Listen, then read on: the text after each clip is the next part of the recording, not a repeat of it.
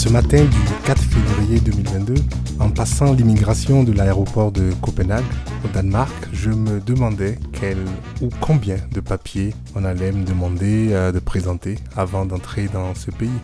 Mais surprise, rien, juste un passeport et c'est parti. Honnêtement, ce fut encore plus facile que d'entrer dans n'importe quel pays africain, y compris celui dont j'ai un passeport. Et oui, il m'est arrivé de passer 25 minutes à l'immigration dans mon propre pays. Sur ma droite, la publicité sur le mur montrant l'acteur danois Lars von Trier qui dit « Bienvenue à la maison ». Alors je me suis demandé ce qui, au Danemark, pourrait me faire penser que je rentre à la maison. Et du coup, cela m'a ramené à une promesse que je me suis faite, voilà quelques semaines pour cette nouvelle saison, celle de mettre l'accent sur les contributions des Africains et de l'Afrique, contributions voulues ou forcées dans chaque pays que je visiterai cette année. God morgen og velkommen. Bienvenue dans un Sankofa qui vous emmène avec moi dans mes pas lors de ma journée de visite de la plus grande ville scandinave. On dit qu'elle offre les eaux et les zones portuaires les plus propres de la planète. Eh bien, dis donc. Et croyez-le ou non, la mairie de Copenhague ne m'a rien offert en retour pour expliquer tout ceci. Mais enfin, allons-y. Éphéméride africaine, pas mon papa. Appelée à l'origine Copenhague, qui signifie marché portuaire, Copenhague a été fondée entre 1160 et 1167 par l'archevêque Absalon Rig. La ville compte aujourd'hui environ 2 millions d'habitants et j'avoue que je n'ai pas vraiment pu trouver la proportion de personnes d'origine africaine. Ces personnes ne semblent pas très visibles. Alors quand j'ai vu qu'une femme noire est devenue désormais inévitable dans cette ville, je me suis tout de suite mis à sa recherche. Cette femme, Marie Thomas, une courageuse esclave du 19e siècle, originaire de Sainte-Croix, qui fait aujourd'hui partie des îles Vierges américaines, cette femme s'est rebellée contre l'indignité avec deux autres femmes leaders, Agnès et Mathilda. Ces trois reines ont déclenché la plus grande révolte d'esclaves de l'histoire coloniale danoise. Un soulèvement appelé Fireburn, au cours duquel 50 plantations et la majeure partie de la ville de Frederiksted à Sainte-Croix ont été brûlées. Cette rébellion fut brutalement réprimée. Les trois reines ont été arrêtées, jugées et condamnées. Elles ont purgé leur peine à la prison de Copenhague, à un peu plus d'1 kilomètre de l'endroit où se trouve aujourd'hui la statue de la Reine Marie. N'essayez pas de trouver Sainte-Croix sur la carte actuelle du Danemark. Le pays s'en est débarrassé avec deux autres îles des Caraïbes, précisément Saint-Jean et Saint-Thomas, contre un chèque du Trésor américain pour la somme de 25 millions de dollars. Et de fait, le dévoilement de cette statue intervient à la fin d'une année centenaire commémorant justement cette vente effectuée le 3 mars 1917. Au Danemark, où la plupart des statues publiques représentent des hommes blancs, Marie Thomas est désormais honorée par une statue frappante intitulée « Je suis la Reine Marie ». Le monument se trouve actuellement près de l'entrepôt antillais de Copenhague où était stocké justement autrefois du sucre, du rhum et des marchandises produites dans les anciennes colonies danoises des Caraïbes. Après quelques vérifications sur Google Maps, nous avons finalement trouvé l'endroit où elle était censée se trouver cette reine, bien qu'elle ne soit pas du tout visible. Est-ce un bon vieux tour de magie noire de la Reine Marie, pour employer les termes et les mentalités des maîtres civilisateurs? Je ne sais pas, mais le socle était bien là. Pas la statue par contre. On dit qu'elle mesure près de 23 pieds de haut, sa tête enveloppée dans un foulard, alors qu'elle regarde droit devant elle, assise pieds nus, mais royalement dans un fauteuil à large dossier. Elle tient dans une main une torche et dans l'autre un outil servant à couper la canne à sucre. Cette magnifique statue a été créée par une équipe de deux artistes, l'artiste danoise Jeanette Ehlers et l'artiste des îles Vierges, Lavonne Bell, qui souhaitaient remettre en question le passé colonial oublié du Danemark. Leur projet est la première sculpture collaborative à commémorer l'impact colonial du Danemark dans les Caraïbes ainsi que ceux qui l'ont combattu. Ils confrontent le racisme et l'eurocentrisme d'aujourd'hui en revendiquant un espace pour d'autres types de récits.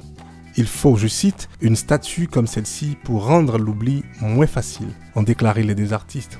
Ces trois femmes rebelles qui, comme beaucoup de révoltes d'esclaves, n'ont jamais été reconnues pour leur sacrifice.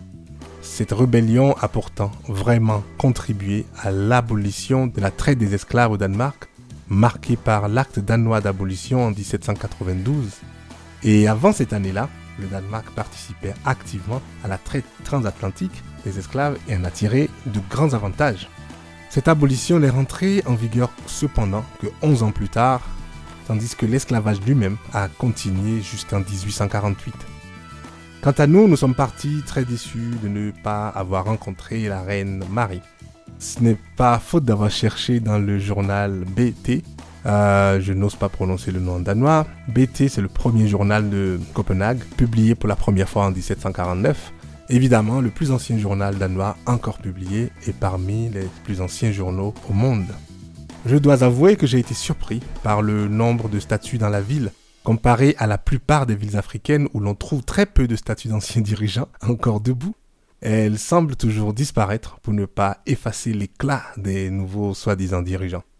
Si vous y pensez, même le roi Frédéric VI, roi du Danemark de 1808 à 1839 et de Norvège de 1808 à 1814, est célébré par une statue.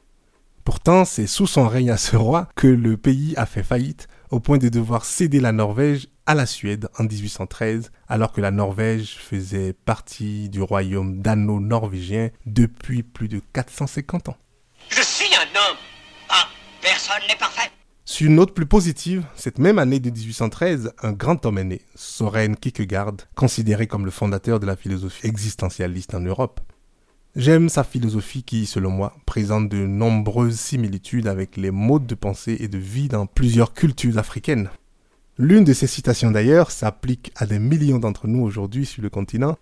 Je cite « Tout le monde veut le développement, mais personne ne veut le changement ». Ça serait si les choses avaient changé. En attendant c'est la merde, mais notre monde est en danger. Ça serait si on avait une influence. Mais les gens du quota nous inviteront pas dans leur danse. Pour finir, j'ai bien sûr visité la célèbre place Tivoli, inaugurée en 1843. Très belle place, beaucoup moins connue pour ses zoos humains qui ont débuté en 1901. Je voulais ressentir me connecter aux énergies de tous les êtres humains qui y ont été exposés, afin de montrer, selon le journal BT, les races étrangères et leur mode de vie aux Danois qui ne pouvaient guère se permettre de voyager à l'étranger. L'exposition a commencé avec des êtres humains dits exotiques et tropicaux, venus d'Inde et s'est poursuivie avec des indigènes du Moyen-Orient, de l'Extrême-Orient, de l'Afrique et des îles Vierges. Depuis, je me demande d'ailleurs si la baronne Karen Blixen, née à Copenhague en 1885, si Karen Blixen a pu être inspirée par ces zoos humains lorsqu'elle a embarqué pour l'Afrique, précisément le Kenya, avec son mari.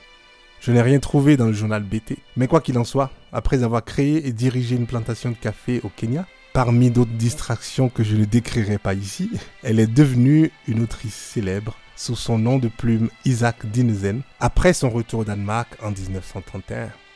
Tout le monde au Kenya la connaît. Elle a même donné son nom à tout un quartier, massif, grand, cool, riche de Nairobi. Elle est probablement plus connue d'ailleurs en anglais pour le livre et le film Out of Africa.